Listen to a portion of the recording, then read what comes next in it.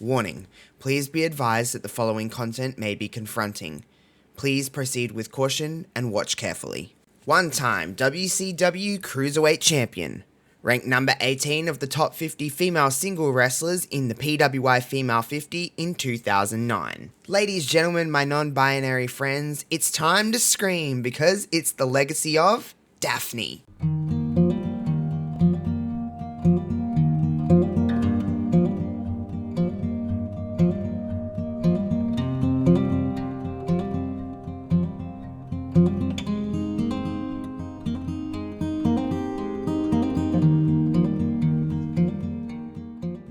Daphne was first introduced to the wrestling world on the December 6th episode of WCW Monday Nitro. She was shown sitting in a bed and chanting Flair's name. Now, when we talk about Flair, no, I'm not talking about Rick, I'm talking about David. Daphne would actually play the mentally deranged, crazy girlfriend of David Flair, and of course she managed him and Crowbar.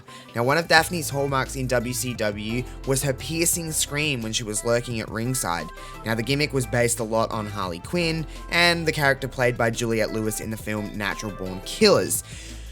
So, I mean, Daphne was doing her thing as a manager, and she was managing Crowbar and David Flair, and she was the perfect epitome of a crazy girl. She was wrestling's first crazy girl in the late 90s and going into 2000s on WCW. Now, on May 8th, 2000, Daphne was appointed by Vince Russo to wrestle Miss Elizabeth in her first ever wrestling match. And of course, on May 15th, not too far after that, Daphne and Crowbar defeated WCW Cruiserweight Champion Chris Candido and his girlfriend Tammy Lynn Snitch in a mixed tag team match. Now, Candido's Cruiserweight Championship was on the line. Daphne actually scored the pin on Tammy to make she and Crowbar the co-champions. Now, a week later, a match was determined between Candido and Crowbar and Daphne to kind of determine who was the undisputed World Cruiserweight Champion. Now, Crowbar held back during the match but still dominated the smaller Daphne. Candido entered the ring and hit Crowbar with a reverse pile driver. Now, inadvertently, Daphne had actually pinned him while trying to revive him and thus become the second woman ever to hold the Cruiserweight Championship. Now, Daphne would only hold the Cruiserweight Championship until June 7th, when she lost it in a three-way thanks to Miss Hancock. Now, Miss Hancock we talked about last week, of course, Stacy Keibler. She came in as David Flair's kind of girlfriend in the time when she came in, and Daphne, of course, was David Flair's girlfriend at the end of 1999. Now, of course, we talked about this last week, but Daphne actually defeated Miss Hancock in the promotion's first ever wedding gown match after Hancock removed her own dress. Now, Daphne then became solely the valet for Crowbar. She had a brief feud with Shane Douglas's valet, Tori Wilson, but was sporadically used as a wrestler. It is really interesting to note that Daphne was really a valet, although she did wrestle here and there in WCW and obviously was WCW Cruiserweight Champion. It's interesting with Daphne's time in WCW because we were in a really weird time for WCW. Now, going into the latter part of 2000 and into 2001, WCW was going through a stage where they were about to be sold to Vince McMahon and the World Wrestling Federation. Now, Daphne's gimmick included frequently changing her hair color, t-shirts printed with bizarre slogans, and of course her loud screams. Now, the latter of which was actually the suggestion of head WCW writer Ed Ferreira. Now, she was actually released by WCW on February 2nd, 2001 due to budget cutbacks. So, Daphne wasn't actually picked up in the, I guess what you would call the talent changeover when WCW was purchased by WWF. She was actually released by WCW the month before. So it is interesting to see where Daphne's career would have taken her if she was a part of the group that kind of came over in the invasion, or whether she was picked up contract-wise by WWF in the buyout of WCW. After her release from WCW, Daphne opted to continue wrestling, attending Dusty Rhodes' Turnbuckle Championship Wrestling training camp in Georgia for 8 months. Now, she would work as Lucy, the manager of Vic Grimes, in Extreme Pro Wrestling in 2003, well as, many different independent promotions. She also appeared in Ring of Honor, where she debuted on April 26, 2003 as Lucy, the valet of the Second City Saints. In July 2003, Daphne was signed to a developmental deal by World Wrestling Entertainment. She worked in OVW as the manager of Aaron Stevens until she was released on December 17th of the same year. Now, Daphne would actually retire from professional wrestling in 2003 and intended to focus on her acting career. She sold her wrestling boots to her then roommate Mickie James, and of course she worked as a personal trainer. Daphne would return in 2005 and 2006 in the independent circuit and actually wrestle a lot more in those times. She worked for different promotions throughout that time. She worked in Mexico, she did different things, and was just actually trying to get back into professional wrestling, working as a wrestler, a manager, and even a referee. Now, in 2007, Daphne debuted for Shimmer Women's Athletes, and she was kind of wanted to restart her career and do what she did from the beginning, and that was to manage. She even appeared as a manager of the wrestler Mischief, and in 2008, she began wrestling as her Shark Girl character. She would return to Daphne after only a couple of months, and she would work for Shimmer throughout that time, as well as doing different little other indie promotions throughout the time in 2007. Now, between 2002 and 2003, Daphne actually also made appearances for Total Non-Stop Action Wrestling. She would appear as Shannon and Shark Girl valet of Shark Boy. Now, when she made her official debut as Daphne in TNA, it was on June 5th, 2008. She appeared as a planeted fan in the audience along with wrestlers Amber O'Neil and Becky Bayless. The three wrestled Awesome Kong in a $25,000 challenge. Daphne was selected and defeated by Kong. Now here's where it gets a little funky for her time in TNA. Now in December of 2008, Daphne actually portrayed Alaska Governor Sarah Palin in skits involving the beautiful people. She would play this character for quite a few times, she did it from December until March of 2009. So, she did her time as, of course, Sarah Palin, a fake Sarah Palin. She had a match in this time. She was viciously attacked. Of course, she wasn't called Sarah Palin, obvious reasons. She was called the Governor. But it was weird. It was, the whole time, she was a fake Sarah Palin. And she wrestled as it, and it was odd, and she was with the beautiful people, but it was fun, it was wrestling, it was, she did a really good job of it. I don't really have anything else to add to that little section of her career in TNA, but she did it, and it was funny in my opinion, but I'm sure some people would take it very weirdly, and it was a very weird time. But yes, she did play fake Sarah Palin with the beautiful people. Daphne would officially debut on the April 2nd, 2009 edition of Impact. She was able to actually be Daphne again, was able to be that crazy, insane character that she was known for in WCW. She got to do some pretty cool things in her time in TNA and was able to actually have the first ever Monsters Ball match. She was also able to associate herself with the returning Raven. She was able to associate herself with Dr. Stevie and Abyss. It was really cool for her to be able to be in this spot and do a lot of things that women were not doing in the business at the time. Monsters Ball. She was able to do other things. Monsters Ball mixed tag team matches, which I don't believe we've seen any more of in TNA in the time. She was able to... I know this sounds weird, but she was able to take a thumbtack spot. She was able to face Taylor Wilde in the first ever match of 10,000 tacks. That's right, that's a real sentence. She was able to work with the likes of Abyss and Mick Foley and do different things and really hone in on her character.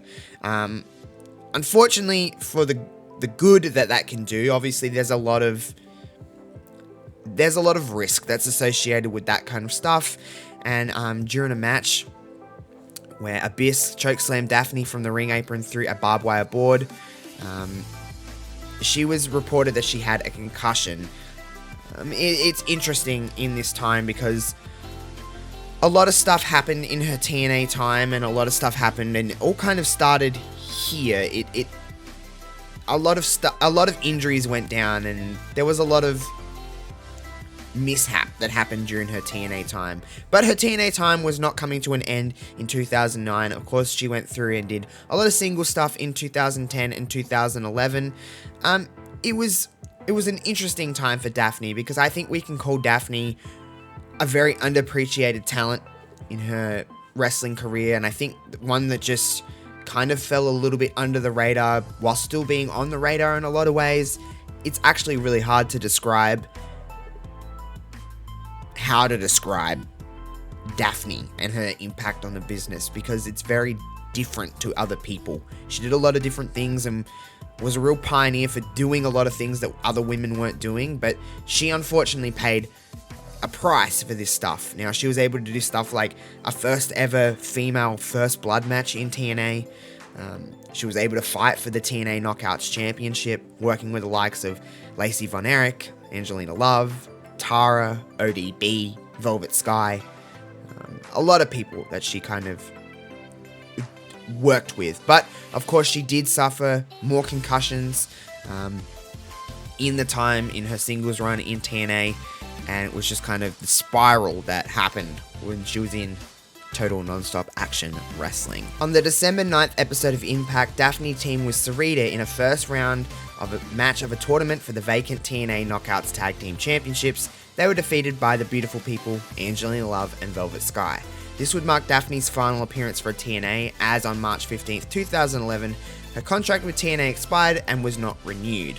She had actually filed a workers' compensation claim for TNA for her injuries suffered while wrestling for the promotion, believing she had been put in an unsafe working environment. She also announced that during her time in TNA and the injuries that she suffered during her time, she was not able to ever wrestle again. The lawsuit was settled out of court on March 8, 2013. While not wrestling again due to the injuries sustained during her time in TNA, she would make appearances for Ring of Honor and other kind of promotions like Shine and Shimmer during the time from 2011 to 2018. In 2018, Daphne would make what would only be her one WWE appearance. She was in the crowd and acknowledged by Mick Foley during his WWE Network stand-up special, 20 Years of Hell, held in Pennsylvania, just outside of Pittsburgh, which was taped on the 20th anniversary of the infamous Hell in a Cell match. Foley had kind of cited that he really appreciated Daphne, and she was shown on camera for her one and only WWE appearance.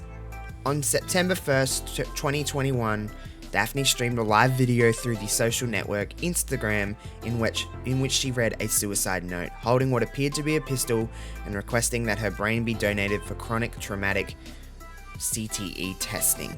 Concerned fans took to social media to support Daphne, and law enforcement was dispatched to a previously known address till her family was able to provide an updated address. Her death was announced online the following day. Ultimately, a life cut way too short. She was just the age of 46 years old when she was found in her home. I know this is a very fun-loving and positive show, but also I think it's really necessary to talk about the mental health side of things that comes with professional wrestling. It is a very dangerous industry for mental health. It is a very damaging industry, especially when you have head injuries, and what wrestling promotions do around the world to actually protect that and to help when things go wrong. It's just a very damned industry. It's a very damaging industry. It's a very severe industry for your brain, for your mind. And I think no matter what, we can always celebrate lives of professional wrestlers, but not ignore the stuff that happened at the very end of their life. Daphne should not be held in any kind of negative light for how things ended for her in 2021. I think we always should celebrate her life and what she did to the business. And I think what she did to the business was very underappreciated, she was a very underrated talent. And I think she's someone that just got very unlucky with a lot of things that happened to her in the latter part of her career, or latter part of her wrestling career. But she still contributed to the business as much as she could. And I think she's always going to go down as someone that was just a lot of fun to watch and a lot of fun memories that we had for her. Now, something that does come, if you can take any kind of positive from this, is that many of the wrestlers in the industry and many fans kind of band together and just kind of show undeniable love for something so tragic in this industry to happen. I think we all remember where we were and kind of when this was going down. It was a very, very sad day in professional wrestling. But to flip things around, it always is, again, to celebrate the lives of these incredible talents. Wrestling is a very damaging industry, like I said, but it's a very fun industry, and there's certainly nothing like it. And Daphne was a shining light in that industry. That's going to do it for this week's episode of The Legacy Of. I hope you enjoyed this week's episode. And of course, tell me what you love about Daphne. Tell me everything that you're just excited to be able to see about Daphne. And I hope I covered this with justice. A life ultimately taken way too soon. But of course, leave a like, share, subscribe, all of that good stuff. Make sure to follow me pretty much across the board everywhere at JoshRobinson_00. Make sure to follow Love Wrestling at Love Wrestling CA pretty much everywhere that you are on socials. And of course, next week we're going to the Hart family dungeon because we're going to be covering Natalya next week here on The Legacy Of. But until then, folks, I'm out of here. Peace out.